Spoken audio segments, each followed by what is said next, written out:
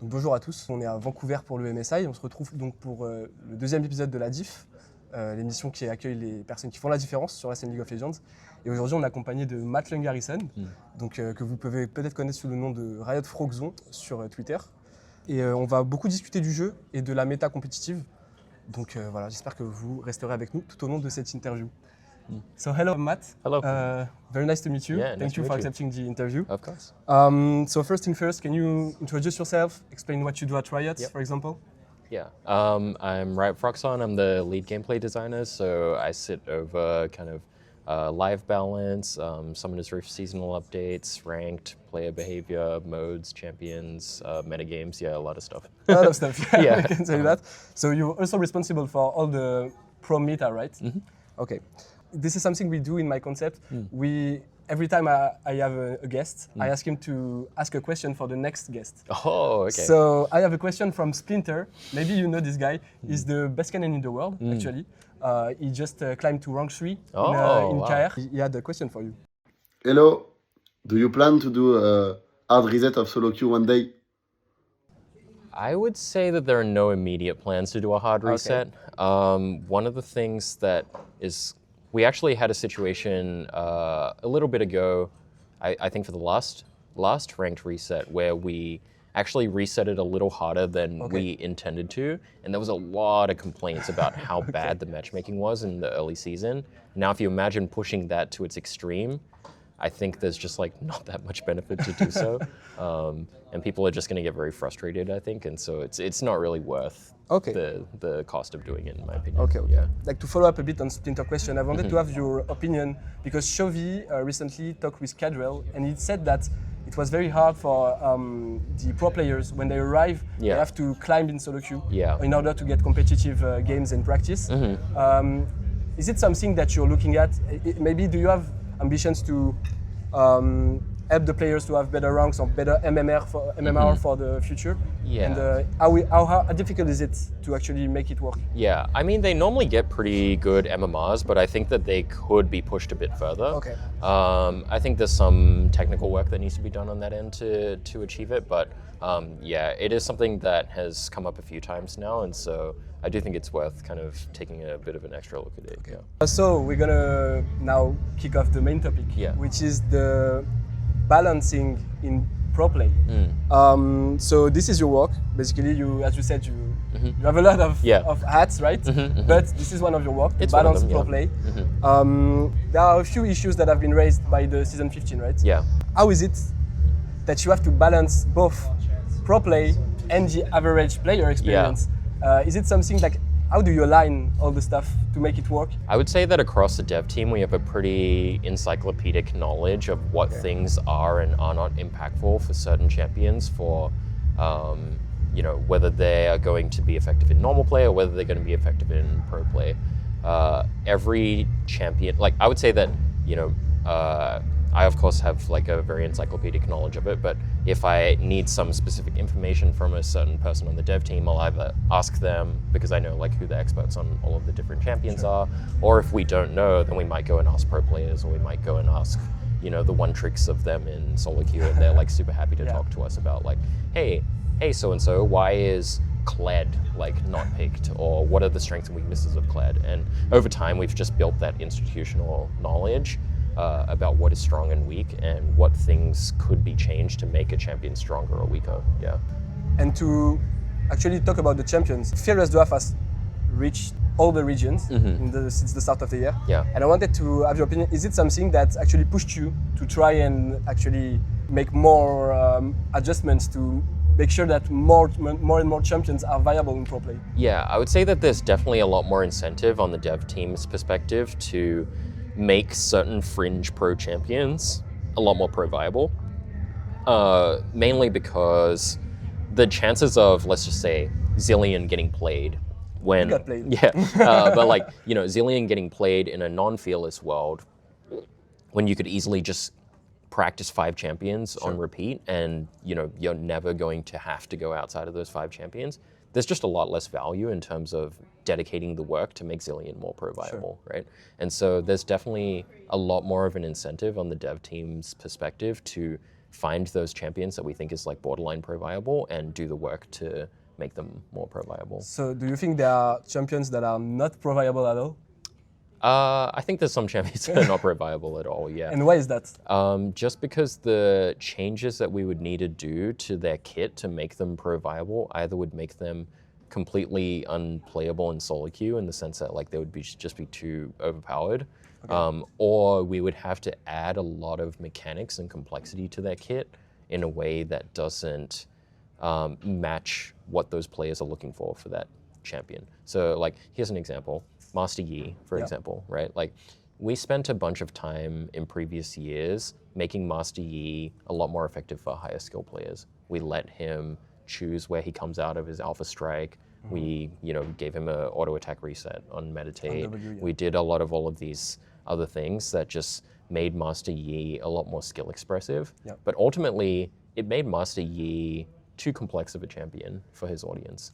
His audience wants a champion that is pretty straightforward, just kind of clicks on you, does a thing. They don't really want to have to optimize, just perfectly spot dodging with meditate, like figuring out, there are some high level Master Yis like Calcep or Scenarius or something that would like those aspects of it.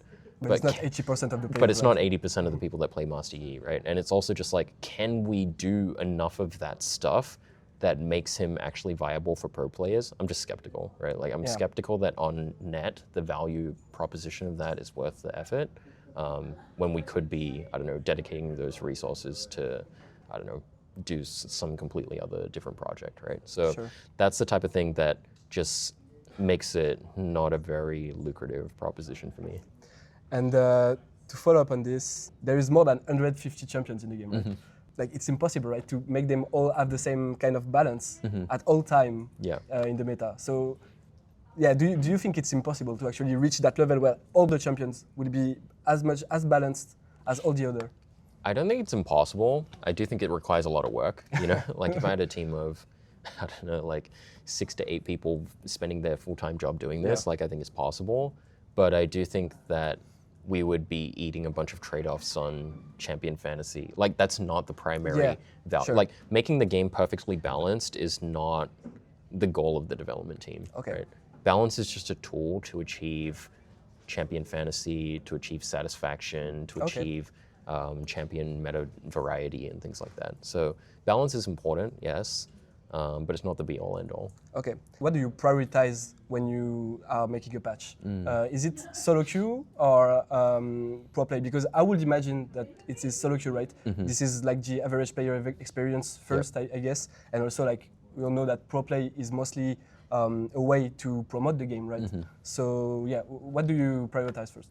So we have multiple different skill brackets that we pay attention to. So we have average place, which is from Iron to Emerald. We have skill play, which is like Emerald to Master. We have elite play, which is Master Plus. Those colored lines, right? And then we have pro play. And so anytime we're looking at what changes we're making to champions, we just want to make sure that no champion is underpowered in any of the skill brackets.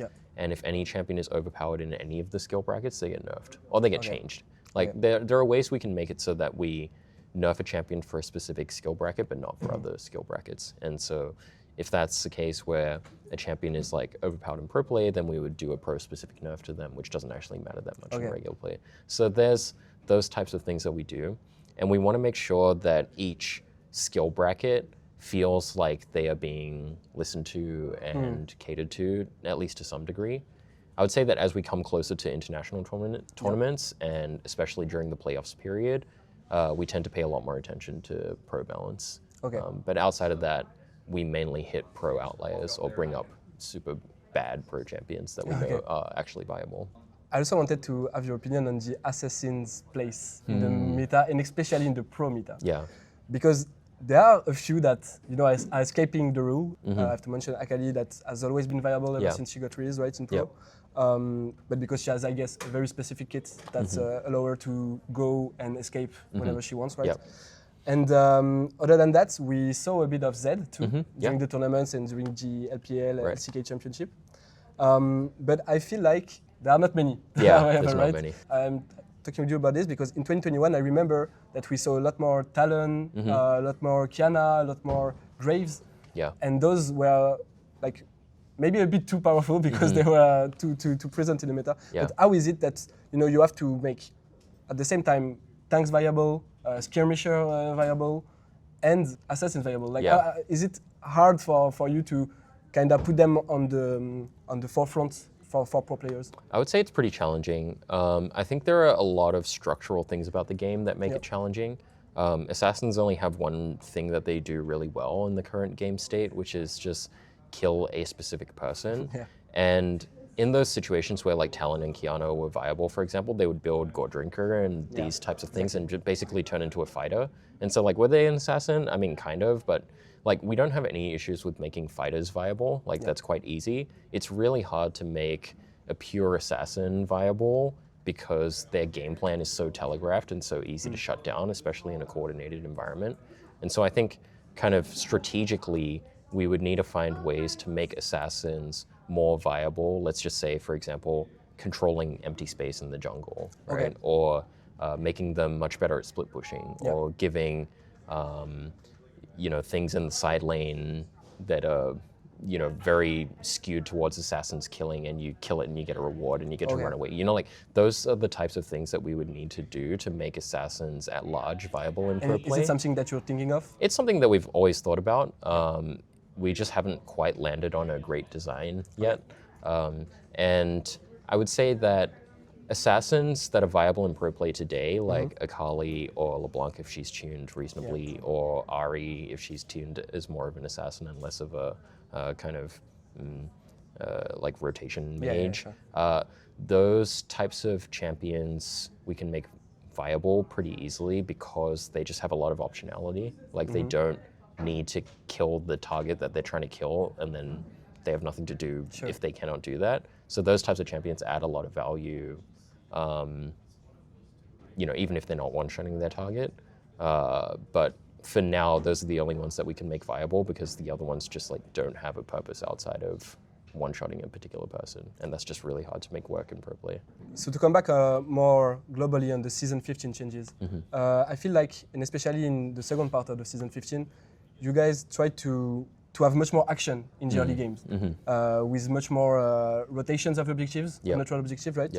Why is that? Is it something that you made also for maybe the viewer experience? Because I guess there is more action for them to watch, there is more fighting. Why did you actually add more neutral objectives? There was definitely a lot of that type of thinking going on. We wanted to try and, because early games, especially in a coordinated pro environment, were pretty boring at times. And so one of the ideas for feats of strength and for Otacon and for all of these types of things was, one, teams are not very good at taking 20-minute barons unless you're T1. So there's basically just like no objective from 20 to 25 minutes. And also in the early game, things were pretty stale and it was kind of hard to assess whether or not a team was getting ahead of the other one. Like there was nothing really to play for. Like if you just gave up everything, like it doesn't really matter that much. I mean, it matters, but it doesn't matter like. That's also why Drakes, I guess, like you actually increase the power of Drakes. Yeah. And so we wanted to find ways that teams could be more incentivized to just do things. Unfortunately, the downside of that was that for solo queue, people felt like there was just too much stuff going on. And so it's just a kind of challenging balance between how do we make the game more exciting to watch for pro play without making it too overwhelming or feeling like the game is just telling you what to do for regular play. And I think we skewed a little too far in the telling players what to do. And so we pared some of that back in the Season 2 changes in particular. Okay, so those changes were mainly focused for the pro play, right? I would say so. They were mainly focused for pro play, but at the same time, they were meant to have like more benefit for pro play as opposed to like having none. But I wouldn't say that they were strictly for pro play. It was just things that we thought players might find cool because, Otacon becomes a part of the story, and Feats is like very Noxus themed, and so we hoped that players would feel like it's cool. Of course, there were like a lot of the concerns around snowballing and things like that made players feel like it was less cool. And so that was a lesson that we kind of learned from that. But I do think that overall it was meant to be a good balance of make pro play more exciting, make regular play more exciting as well. Okay. And while the early game is much more exciting now, there is something that a lot of people are criticizing, especially like observer from the scene and everything, about the 5 minutes of doom. I guess it's a concept that you heard of. So for those who don't know, 5 minutes of doom are basically in the mid to late game transition, the 5 minutes between each dragon spawn.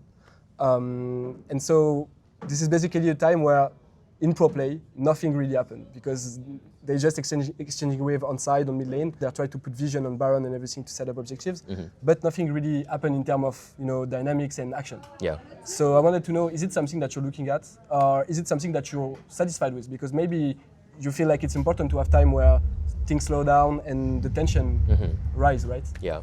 I think it's something that we're not super happy with in the current state of the game.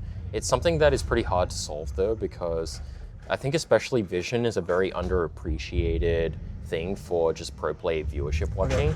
Controlling space and controlling vision is really, really, really important, but it doesn't look that way on the broadcast. And it's definitely not exciting to watch. So the teams are Except actually... when the support is getting catch. Yeah. And the teams are definitely doing a lot of stuff in those 5 minutes. It's just not stuff that's very appreciable to the viewer.